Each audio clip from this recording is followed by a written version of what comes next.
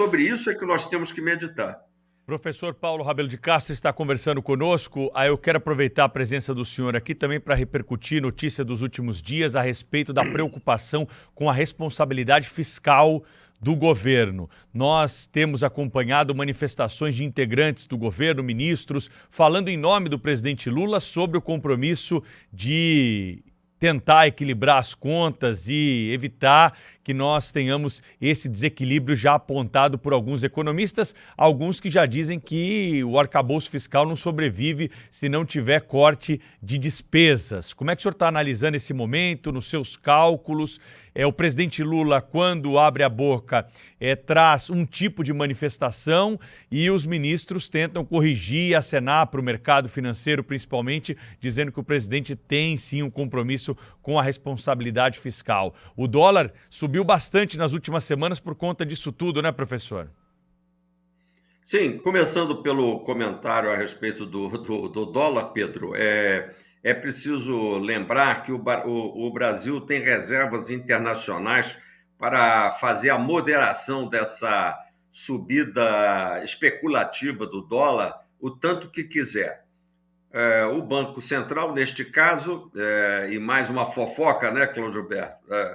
Dizem que deixou de intervir porque achava que de certa forma, o presidente tinha que comer suas próprias palavras, né? Se ele embalou essa alta, ele agora que tome conta dela. O fato é que o presidente resolveu vir se manifestar também alinhado com a tal responsabilidade fiscal e imediatamente houve um refreamento da alta e se me permitem aí uma opinião especulativa, o dólar não tem que estar na faixa dos 5,50, o dólar pode perfeitamente cair pelo menos uns 10% em relação ao patamar atual, permanecendo na faixa aí dos R$5, que já é uma faixa bastante competitiva do ponto de vista dos produtos brasileiros. Caso contrário, nós teremos repercussões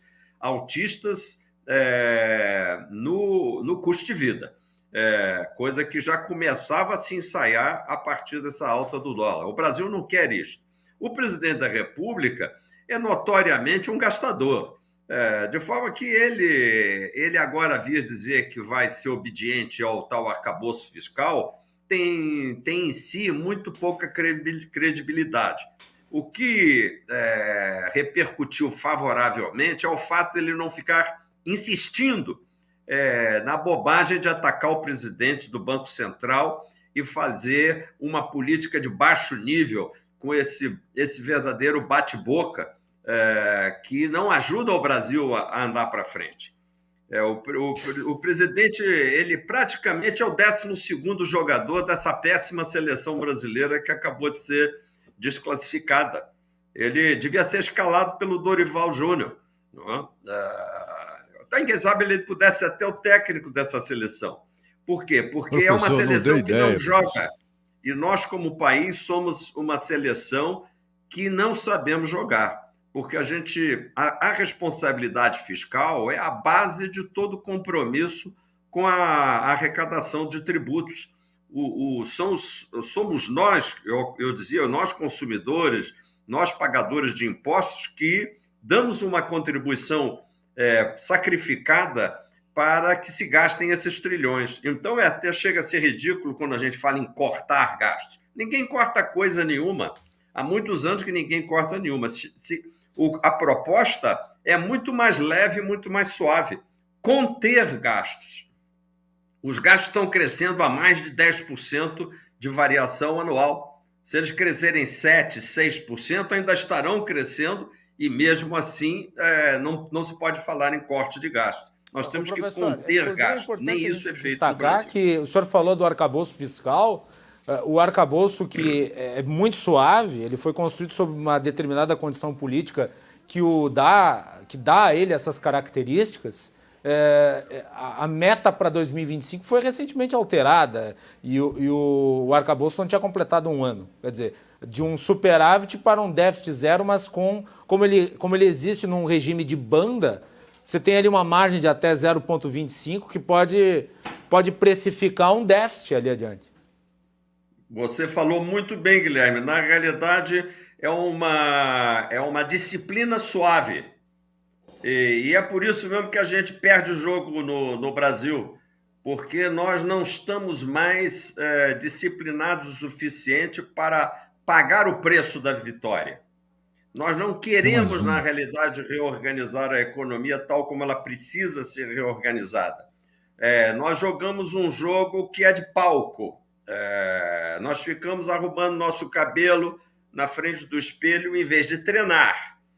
E é por isso que nós não conseguimos mais ser bons realizadores daquilo que nós nos propomos a fazer. E aí, no caso das despesas, em particular, seria necessário uma revisão completa do sistema de gastos no Brasil.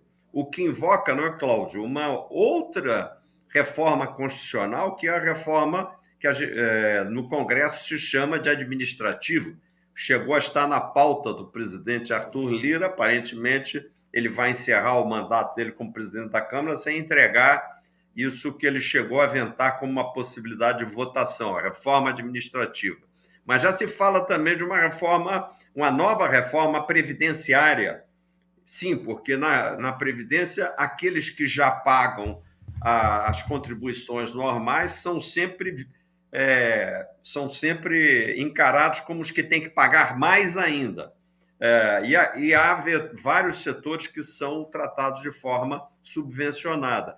Portanto, mais um setor onde há desequilíbrios e injustiças no tratamento. Então, se a gente somar tudo, uma reforma tributária, uma reforma administrativa, a reforma do orçamentária, a reforma previdenciária, nós temos aí já reforma suficiente para compor uma revisão constitucional, que era essa, deveria ser a pauta verdadeira para o Brasil a partir do ano que vem.